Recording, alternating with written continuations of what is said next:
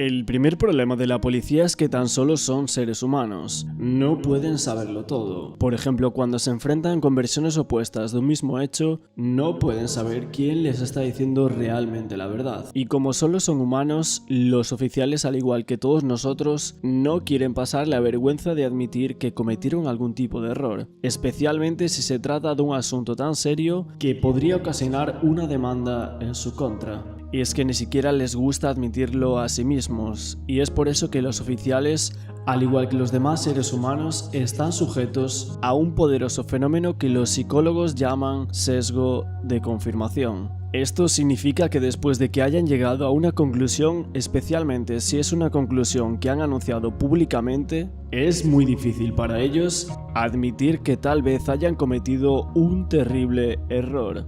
Y es mucho más fácil y más cómodo para ellos convencerse a sí mismos de que no cometieron ninguno y que sus acusaciones iniciales fueron las correctas. Sus recuerdos cooperarán gustosamente en ese esfuerzo. Incluso si no son conscientes de cómo está sucediendo, pueden recordar detalles inexistentes que coincidan y corroboren la historia que ya comenzaron a convencerse a sí mismos como verdadera. Pero el hecho de que sean solo humanos es uno de dos problemas. El otro problema es que están trabajando dentro de un sistema legal que es altamente imperfecto.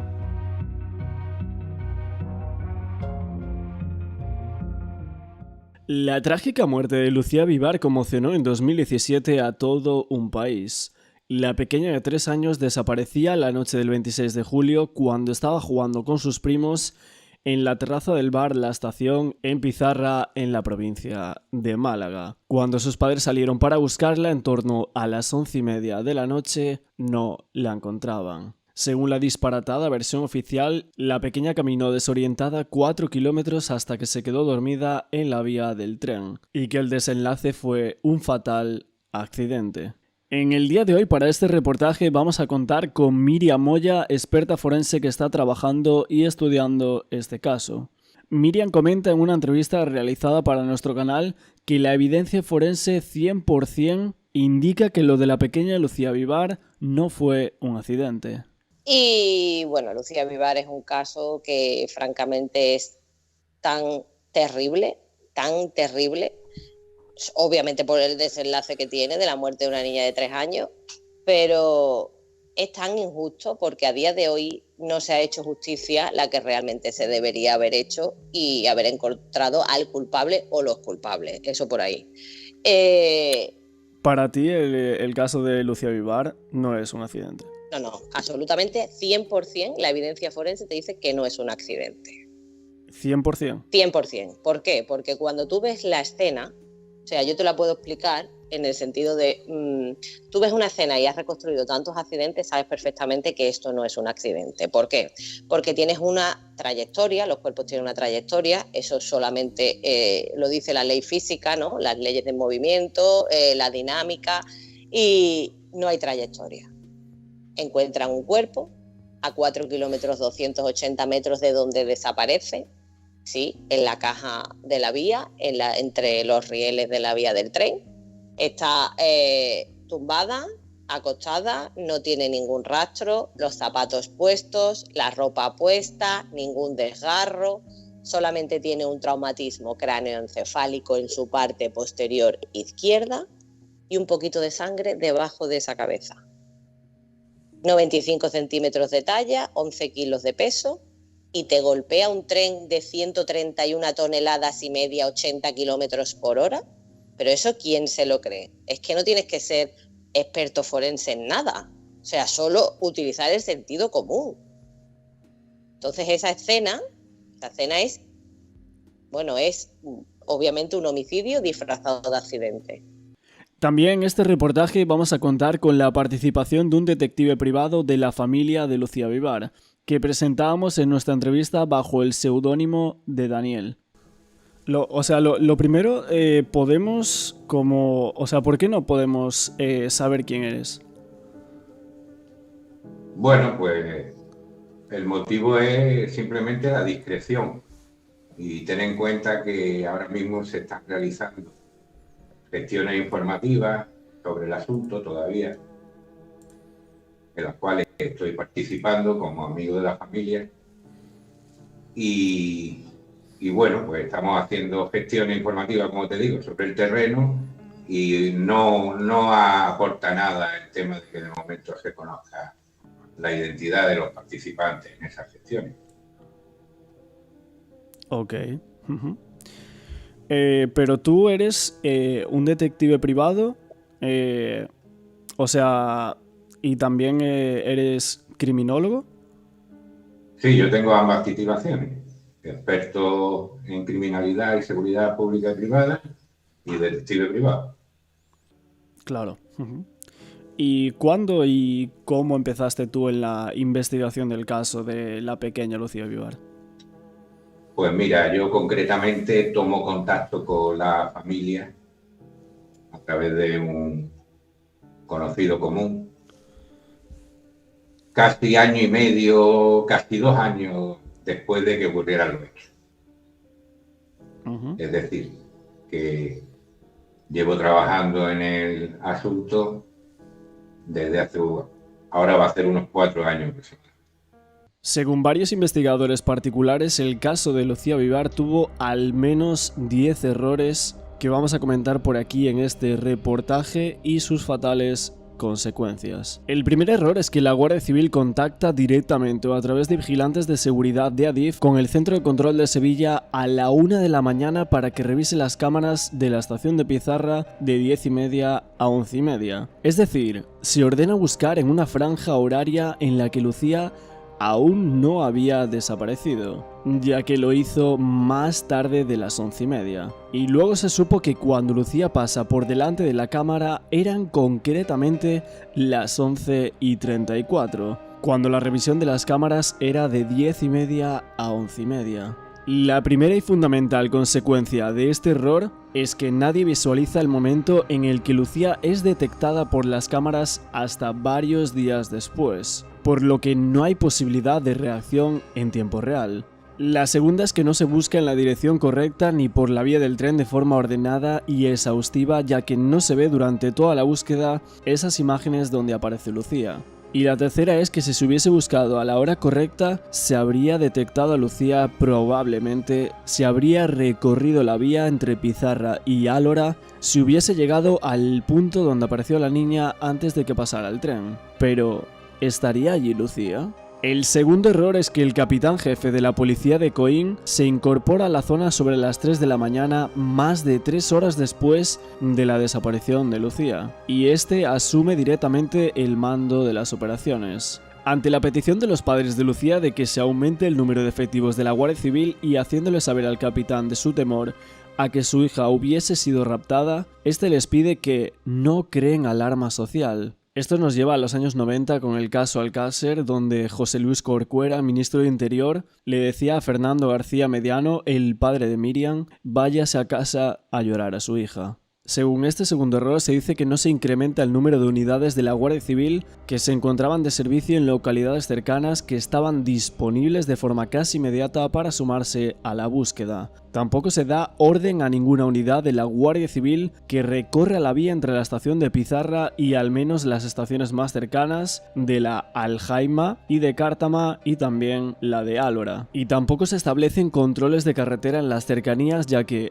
al parecer en ningún momento contempla este mando que la niña haya podido ser raptada y trasladada por terceras personas fuera de la zona en donde desapareció. Y la consecuencia de este error es que la ausencia de celo e iniciativa policial y operativa en esos primeros momentos aumentó por acción u omisión las posibilidades de fracaso del propio operativo de búsqueda. El tercer error comenta que inexplicablemente a las 5 de la mañana se da orden a la Guardia Civil de interrumpir la búsqueda y las unidades que habían participando en la misma, y así retiran sus bases, al parecer con la idea de reanudar los servicios por la mañana. Esta circunstancia resulta inaudita, ya que en ese momento se estaba buscando a una niña de 3 años.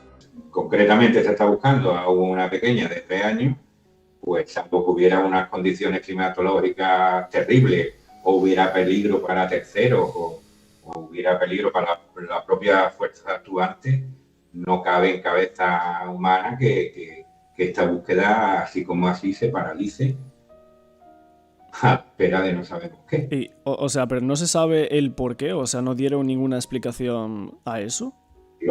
No sabemos. Supongo que las unidades que participaban en ese momento recibieron la orden de cesar la búsqueda a las 5 de la mañana, como así fue, a la espera, suponemos, de que amaneciera. Más fíjate la importancia de este tema. Si se hubiera seguido buscando y se hubiera ordenado la búsqueda y algún grupo de participantes o bien de la Fuerza y Cuerpo de Seguridad del Estado o los propios vecinos hubieran seguido buscando, imagínate que hubieran llegado al punto donde luego apareció la niña y allí no hubiera nada. Se les caía un poco el montaje a estos presuntos autores del tema. La consecuencia de esta decisión es que se paraliza totalmente la búsqueda de un plumazo y se reduce a mínimos la posibilidad de haber encontrado a Lucía antes de que pasara ese tren. Aunque se aseguró a la familia que los trenes no iban a circular y estando el Centro de Control de Seguridad ADIF de Santa Justa a la espera de que se le ordene por parte de la autoridad competente la anulación de salida de los trenes, esta orden nunca llega. Esto como queda demostrado en las grabaciones de las conversaciones entre el Centro de Control de Tráfico y el Centro de Control de Seguridad aportadas al juzgado. Mira, que he visto una cosa y voy a ir a reconocerlo en un punto que estoy instalado en 158, 800. He visto un punto y voy a mirarlo, 158, 800, ¿de acuerdo? Venga, ahora te llamo, ¿vale? Sí, dígame. Mire, soy el maquinista de 2350. Me pedí permiso para ver un bulto que encontré en la vía y es una niña, Es la niña. ¿Cómo está? ¿La niña la tienes tú? No, la niña está muerta, Es que cuando he pasado... que no has dicho. Y la consecuencia es que, aunque se tiene constancia de que puede haber personas por la vía y la pequeña Lucía no ha aparecido aún, la orden de interrumpir la salida nunca llegó y el tren salió de Málaga puntualmente a las 6:03 de la mañana. Minutos antes de emprender la marcha, el maquinista del primer tren de la mañana recibe el siguiente mensaje desde el centro de control de Renfe. La circulación marcha a la vista implica ir a reducida velocidad para poder frenar o reaccionar ante la presencia de obstáculos o desperfectos en la vía o la presencia de personas o animales. Pero no se da la orden de marcha a la vista más que por la estación de Pizarra y no por el resto del recorrido, por lo que el maquinista, una vez rebasada la estación, retoma la velocidad habitual en torno a los 70 y 80 km por hora. Y el cuerpo de la niña, el cuerpo de Lucía, acurrucada en esa posición, la anchura es menor de 25 centímetros, es decir, que otra vez hay un dato científico que nos dice que si la niña no se mueve de la posición en la que se encuentra, el tren pasa por encima y no la toca. Abundando en esta hipótesis, tenemos que decir además que ha quedado demostrado que el tren pasa 2 veces por encima de la niña. 2 veces. Y sin embargo, el cuerpo está en la misma posición siempre.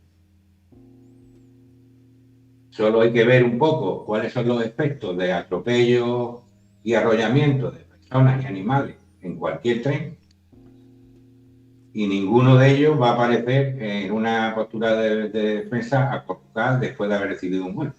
Entonces ahí ya tenemos 2 datos científicos, el del estudio forense y el del estudio sobre las condiciones, la situación física del tren con respecto a la carrocería y la posición del cuerpo, pues que nos abundamos en que la niña no la tocó el tren. La consecuencia es que cuando llega al punto en el que se encuentra Lucía, el tren va tan rápido que el maquinista solo puede reconocer un bulto en la vía y por supuesto no frena y pasa por encima dirección Álora. A la vuelta dirección Pizarra ya de día y la velocidad habitual no marcha a la vista porque no se le ha ordenado así. El maquinista reconoce que se trata de una persona y aunque frena, vuelve a pasar por encima del cuerpo parándose 100 metros más allá. Con el cuerpo de Lucía todavía en la vía del tren y antes de que se inicie ninguna investigación, el capitán de la Guardia Civil que se encuentra en el lugar del hallazgo, declara a varios medios de comunicación, entre otras cosas, que probablemente el tren había atropellado a la niña. La consecuencia es que inexplicablemente esta teoría del accidente empieza a tomar mucha fuerza, y sin que se aporten pruebas definitivas que la avalen, se convierte en la verdad oficial que aún persiste a día de hoy. En la práctica nunca se siguió de forma seria y oficial otra línea de investigación como sería de esperar en cumplimiento de la propia ley de enjuiciamiento criminal y del sentido común. Y este caso es 100% homicidio, porque tenemos que pensar que está colocado un cuerpo entre las vías para que sea, ¿no? O sea, te engañemos y digamos que pues, ha sido un accidente. ¿Es posible que esto ocurra en este país y sigamos casi 6 años después diciendo que sí? Porque esos padres no paran de luchar y de recurrir y de tal, pero a día de hoy no hay otra respuesta que diga, vale, pues vamos a empezar a investigar otra cosa, otro camino, otra vía. ¿No lo hay? Cuando llegan al lugar de los hechos, la autoridad judicial y la médico forense para el examen y posterior levantamiento del cuerpo no se le toma la temperatura al cuerpo de Lucía en el lugar donde es encontrada, lo cual es indispensable para determinar correctamente la data de muerte, es decir, la hora en la que la pequeña falleció. El no realizar esta toma de temperatura denota que la teoría del accidente quizás ya en aquellos primeros momentos se había hecho muy fuerte entre las autoridades y no daba importancia a la toma de temperatura del cuerpo en el lugar del hallazgo, como sería obligatorio y de gran importancia si se pensase en una posible muerte homicida. La consecuencia es que la ausencia de datos científicos por no haberse tomado la temperatura del cuerpo en el momento y lugar oportuno permitía a los investigadores posteriormente elucubrar sobre la hora de muerte, hasta llegar a afirmar que probablemente Lucía fue atropellada por el tren y por tanto murió en ese mismo momento. Cuando hay otros forenses que afirman que la hora de muerte de la pequeña Lucía Vivar, según varias indagaciones, es de 1 o varias horas antes de que ese tren pasase. Pero es que claro, eso es tan difícil porque la misma forense cuando llega el cuerpo de Lucía no le toma la temperatura. Porque dice que, como bien dice su padre Antonio, que es muy... y Almudena también lo ha dicho en el documental ese que hablábamos, que es su madre, que es muy desagradable. No, desagradable no, es que es tu trabajo. Obviamente es muy desagradable. A mí, mi trabajo es muy desagradable en muchas ocasiones y en muchas situaciones y casi siempre. Pero es que es mi trabajo y tú tienes que ser un profesional. Y si, claro, ya empezamos a romper esa manera de poder explicar esas evidencias, no estás recogiendo evidencia. Si no le has medido la temperatura corporal en el momento en que se encuentra en la escena, pues ya está, ya después, ¿cómo la vas a medir? Puedes estimarla, pero no tienes la evidencia forense de la medida en el lugar donde se encuentre a la hora que se encuentra. Porque claro, eso depende de la temperatura, o sea, del clima que hacía, que estamos hablando de un 27 de julio en Málaga, o sea, en Pizarra, hacía calor. Son muchas las cosas que aquí se pasan por alto y la justicia la admite, porque la admite como válida. En la autopsia realizada por los médicos forenses se afirma que la causa de la muerte es compatible con un golpe producido por el tren. Pero los forenses pasan por alto la presencia de alimentos reconocibles en el estómago de Lucía, ingeridos sobre las 10:30 horas, es decir, más de 9 horas después de la supuesta hora de la muerte, cuando es atropellada por el tren sobre las 6:55 de la mañana. Esto por sí solo evidencia que Lucía murió antes. Se ignora también el hecho de que en el cuerpo de Lucía y en lugar de la aparición del cuerpo hay ausencia casi total de sangre, lo que demuestra sin lugar a dudas que Lucía no murió allí. El estado general del cuerpo de Lucía tenía ausencia de grandes traumatismos ni desmembramientos y sin señal alguna de arrollamiento, así como la propia posición en la que aparece en el centro de la vía. Tampoco llama la atención de los forenses cuando precisamente estos datos y evidencias son los que prueban científicamente que el tren nunca tocó ni mucho menos arrolló a la pequeña. Esto también es avalado por el hecho de que las mediaciones realizadas entre los bajos del tren y el lecho de la vía demostraban que era imposible que la niña en la vía, en la posición que apareció, fuese tocada por la máquina. Estos inexplicables errores de apreciación, omisión de estudio y análisis de distintas circunstancias del caso tienen como consecuencia inmediata que no se estudien otras posibles causas de la muerte, y que increíblemente la teoría del accidente tome ya la categoría de verdad absoluta y oficial. Las conclusiones del informe emitido por el Dr. Frontela y otros especialistas a instancias de la familia ponían en duda la versión oficial del accidente y eran ignorados por el juzgado, a pesar de que estos estaban basados en evidencias científicas. También se denegaba la práctica de otras diligencias propuestas por la familia, una de ellas quizás la más importante que muy posiblemente hubiera aportado mucha luz a este caso, que fue la de la triangulación de los teléfonos, para comprobar si algún terminal telefónico estuviese detectado en la zona de la estación a la hora en la que desapareció Lucía y después en las inmediaciones del lugar donde apareció el cuerpo. Desde el principio y durante toda la instrucción, la hipótesis criminal, es decir, la que contempla la posible participación de terceras personas en la muerte de la pequeña, es de hecho discriminada y apartada de la investigación, en beneficio de la verdad oficial del accidente. La consecuencia de esta forma de diligencia de la investigación por parte del juzgado impedía así el hecho de cualquier aportación de pruebas e indicios que fueran en contra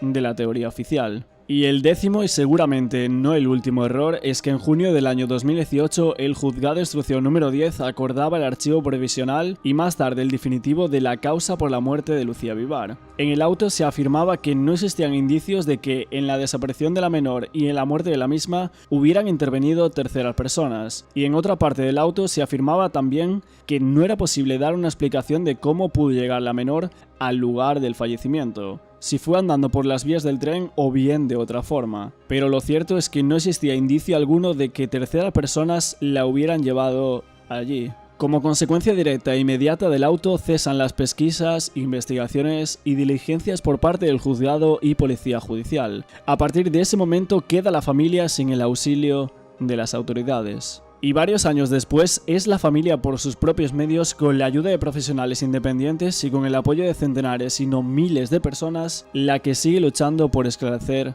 la verdad. Pero solo la aparición de indicios suficientes de criminalidad o pruebas que demuestren la imposibilidad de que fuese un accidente permitirían la reapertura del caso y el reinicio de las investigaciones oficiales. Porque si tú lees un informe técnico no deja puertas abiertas. Puede ser, probablemente. Ellos dicen, no, caminó 4 kilómetros 280 metros hasta que se para cansadita. ¿Cómo?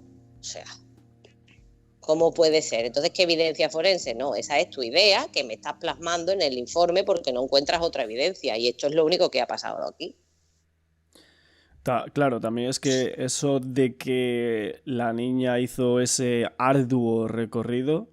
se siguen preguntando también los padres o sea, la niña tiene solo una lesión en sus rodillas y casi inexistentes en brazos y piernas, diciendo que andando por ese recorrido se hubiera caído y hubiera tenido más lesiones, ¿no? Por supuesto, eso al 100%, porque yo he andado y he salido con lesiones en los zapatos, o sea, en los pies de las zapatillas, y ella no tenía nada apenas.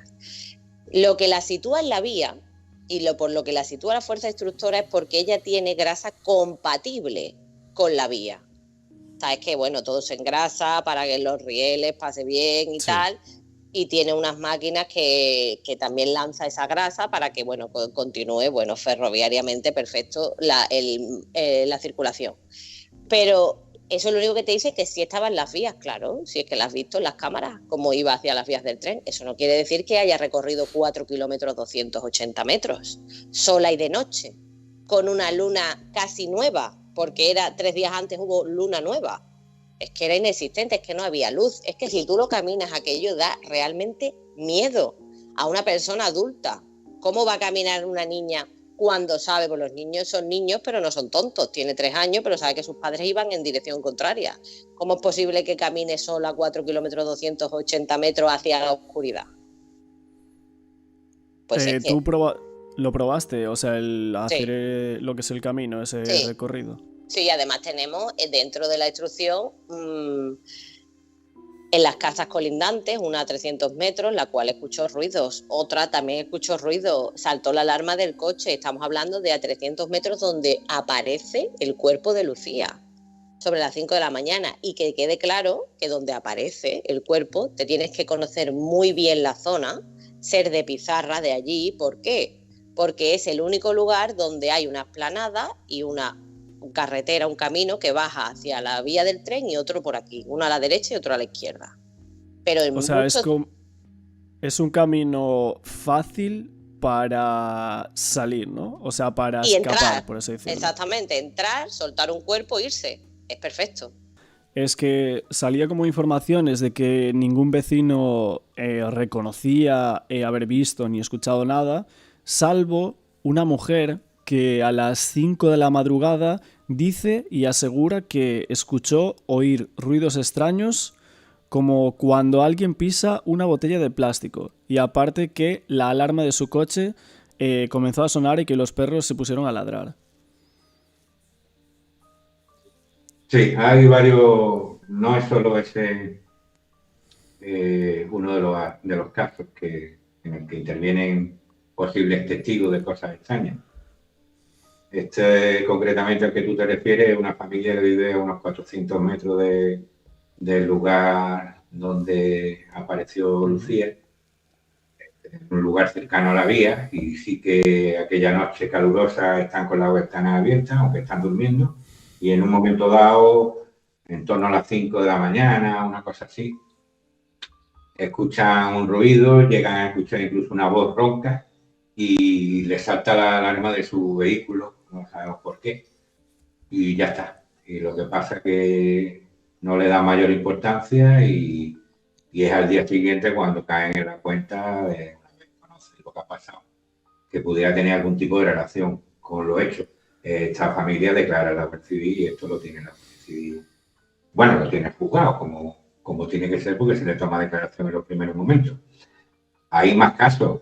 Hay una persona que va conduciendo su vehículo y ve que justamente en el sitio de acceso al lugar donde, en la carretera, el lugar donde aparece Lucía, este punto kilométrico, kilómetro 3 de la carretera 70-77, lleva un coche delante y de pronto tiene que frenar bruscamente porque este coche se mete a la derecha justamente para la zona esa, a esa hora, 5 de la mañana.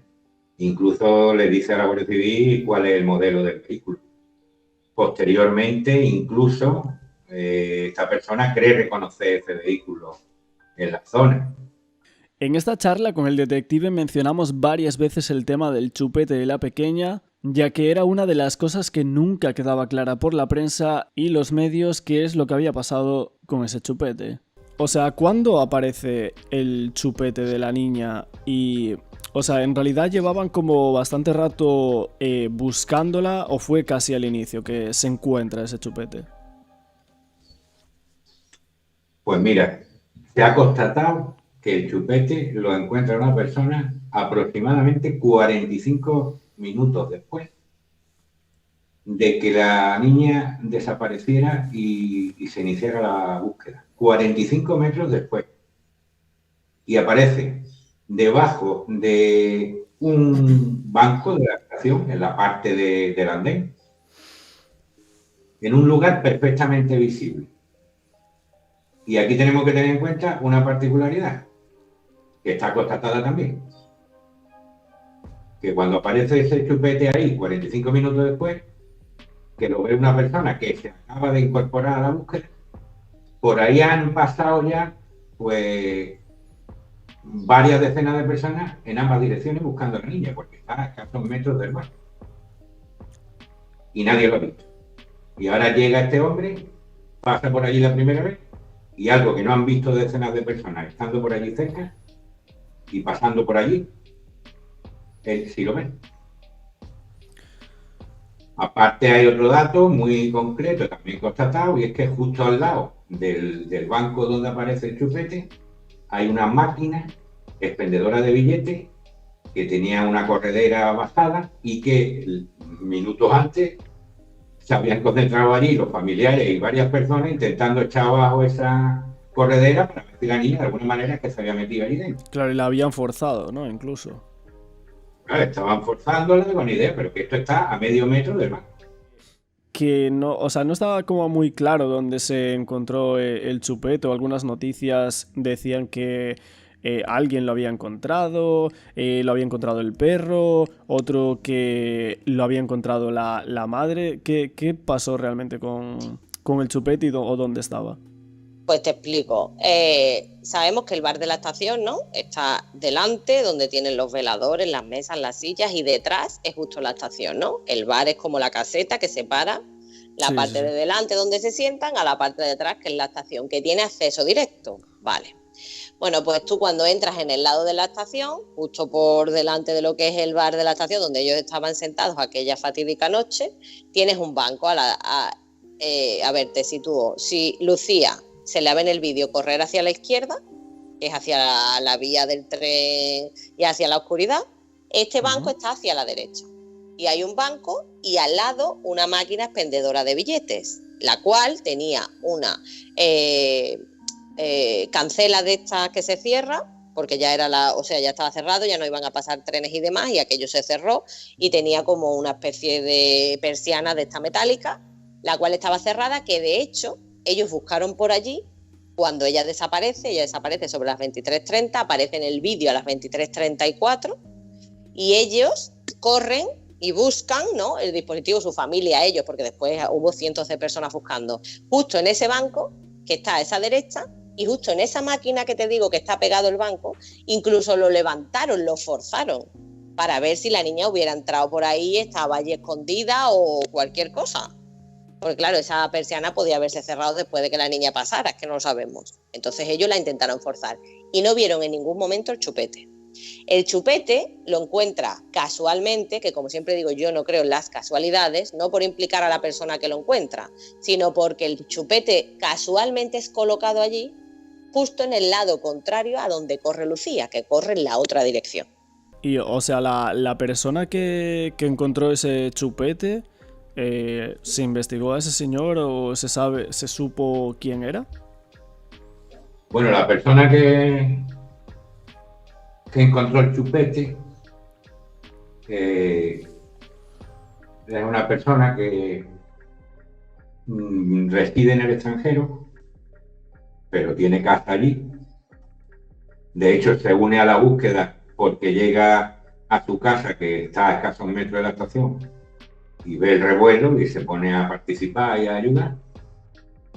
Y a esta persona se le toma declaración inicialmente.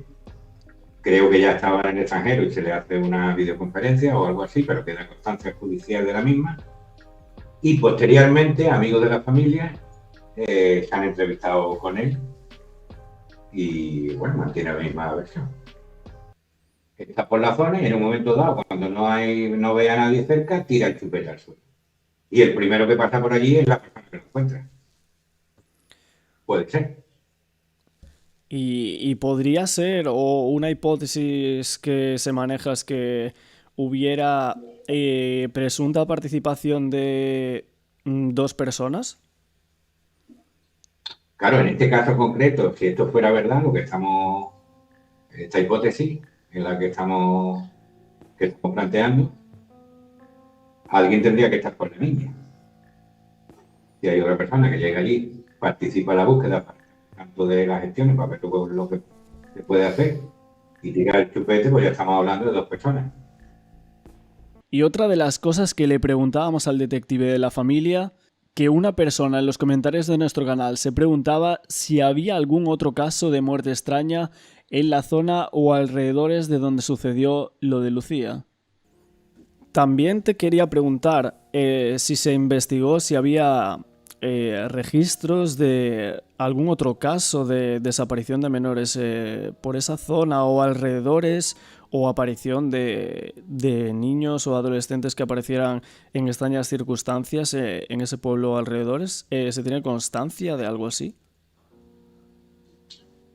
A mí lo que me ha llegado es que extraoficialmente aquella misma noche hubo un comentario en el que se nombró a una persona que en su momento, una persona que residía en la zona, que en su momento había sido acusada o había cumplido condena por temas relacionados con menores. Y se comentó que a ver esta persona dónde se encontraba, etcétera. Hacía tiempo que no lo veían por el pueblo y tal. Pero bueno, una cosa así de forma espontánea y tal. Y luego desconozco, aunque me temo que no se hizo después nada, pues ya que se paró la investigación por detectarse que era un accidente, no se investigó en esa línea. No obstante, lo desconozco al 100%. Es lo único en cuanto a que haya casos parecidos y anteriormente en la zona, a mí no me consta ninguno. El profesor Frontela en un programa con Nacho Abad también menciona otro caso, aunque no dice justo cuál es. La declaración de Frontela era la siguiente. El cloroformo es un tóxico, digámoslo así, o una sustancia volátil. La única forma de saber si a esa niña le hicieron inhalar cloroformo es hacer un análisis toxicológico de sus vísceras. Esa sería la única forma. Pero le voy a explicar una dificultad que tiene el cloroformo. Una niña apareció en un pozo de Punta Umbría muerta. Cuando le hago la autopsia veo una fibra en la boca que no corresponde con su ropa. Al parecer no había ningún signo de muerte. Cuando se hace el estudio toxicológico no hay ningún tóxico. Y entonces, ¿por qué tenía la fibra en la boca? Porque la dieron a respirar algo. Entonces eso me dio la pista de que le habían administrado algo que era volátil, que desaparecería fácilmente. Entonces dije a los químicos que investigasen tóxicos volátiles y se dio con la tecla. La niña había muerto porque le habían dado, en ese caso, éter. Eso pasa con el cloroformo. La única forma hoy día de saber si a la niña le han administrado cloroformo es hacer una exhumación para hacer un estudio toxicológico de sus vísceras y el Instituto Nacional de Toxicología, por ejemplo, determinar qué tóxicos había en su cuerpo. Se apuntaba la posibilidad de que se tratase del caso de la niña María del Carmen Carretero Gómez, de 9 años, que se encontró muerta en Punta Umbría, en Huelva. Un caso que sucedió en Huelva en el año 1985, una niña que fue encontrada en Huelva en el año 85 y que el hallazgo de una fibra textil fue hallada en el tracto respiratorio del cuerpo. En Huelva también tenemos otro caso, ya que se halló en un pozo el cuerpo de una niña de poco más de 1 año.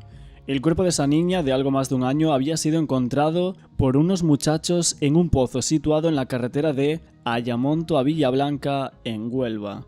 El cuerpo estaba cubierto con una manta y atado con 3 alambres, según las informaciones de la Guardia Civil.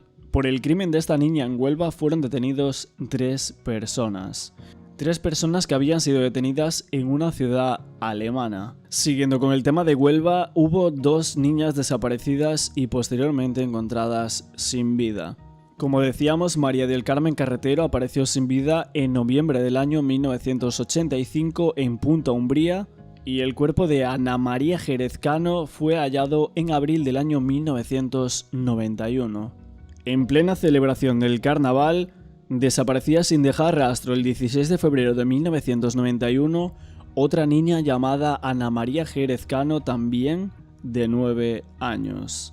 Yéndonos a Málaga tenemos el caso del niño Pintor, una desaparición que se produjo el 6 de abril del año 1987. David Guerrero Guevara, de 13 años, desaparecía y desde ese día no hubo ni una sola pista fiable sobre su paradero. También en Málaga, concretamente en Estepona, tenemos el secuestro de Melody Nakachian, de 5 años. Y por último, citando algunos casos, tenemos justamente un caso en Álora. Tenemos el caso de Ana Elente Lorente García, de 20 años, que se produjo el 10 de septiembre del año 2000, que al parecer este caso fue nombrado mientras hacían las labores de búsqueda del caso de Lucía Vivar.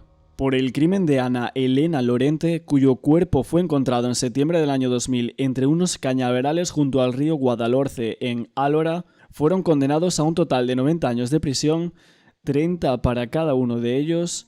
Los procesados, alias Cartucho, el único procesado que reconoció la participación en el robo y la agresión sexual, así como alias Carapelo y Ana Gema, que negaron los hechos.